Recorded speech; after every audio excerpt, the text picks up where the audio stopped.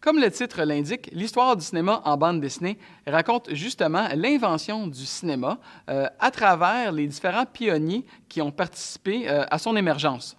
On va donc parler du célèbre photographe Edward Muybridge et de son expérience sur la course des chevaux, qui va inspirer un certain Thomas Edison, inventeur américain célèbre, qui, lui, sera le premier à tourner un film.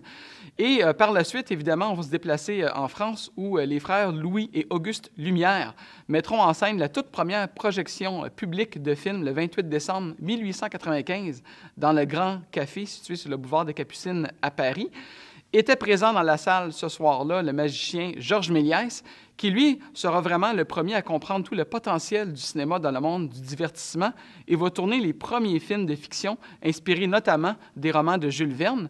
Et comme ça, le cinéma va naître, et c'est ce que raconte le premier volume de l'histoire du cinéma en bande dessinée. À titre de professeur, évidemment, c'est mon mandat dans la vie d'enseigner le cinéma et je suis toujours à la recherche de nouveaux médias pour le faire. Alors, il y a les cours en classe, évidemment, que je donne où je présente les films de ces pionniers-là. Et ça fait 23 ans que j'enseigne. J'ai essayé différentes méthodes. J'ai tourné des documentaires. J'ai même été sur place à Paris où les Frères Lumière ont présenté leur premier film pour photographier les lieux pour mes élèves. Et là, il y a 7 ans, je me suis dit, mais pourquoi pas raconter cette histoire-là en bande dessinée, donc utiliser un média que j'aime beaucoup, qui est celui de la bande dessinée, pour raconter l'histoire d'un autre média. L'illustrateur de notre bande dessinée est Gary. En fait, au moment où j'ai eu l'idée de la bande dessinée, j'ai publié une annonce sur Facebook à la recherche d'un dessinateur, puisque je n'ai aucun talent en dessin. Et parmi les gens qui ont répondu à l'annonce, il y avait Gary, avec qui j'ai été prendre un café, on a discuté, on avait vite des atomes crochus, et on a les mêmes références cinématographiques. Alors, on s'est rendu compte en moins d'une heure que nous serions de très bons collaborateurs, et maintenant, nous y sommes. Donc, le premier volume est terminé et les prochains sont bien en chantier. En fait, ce sont les pionniers eux-mêmes qui m'ont inspiré à raconter cette histoire-là.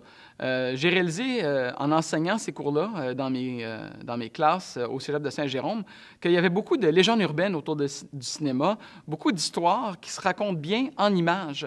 Par exemple, la fameuse légende qui veut que l'arrivée du train en gare, ce film-là, lorsqu'il avait été projeté, avait suscité une telle réaction dans la salle que les gens avaient crié, avaient même fui la salle de peur de se faire happer par le train. Et je me disais qu'il serait bien de faire la part des choses et de raconter la véritable histoire de ce film-là, qui d'ailleurs n'a pas été présenté le 28 décembre 1895, puisqu'il avait été tourné seulement l'année suivante. Et de là est venue l'idée, ces images-là que j'avais en tête, par exemple, des gens qui fuyaient la salle. Je trouvais que c'était une belle image et que la bande dessinée serait le média parfait pour raconter cette histoire-là. Nous y sommes à nouveau, dans l'anticipation de ce moment magique où les lumières se tamiseront et où l'écran géant devant nous s'illuminera.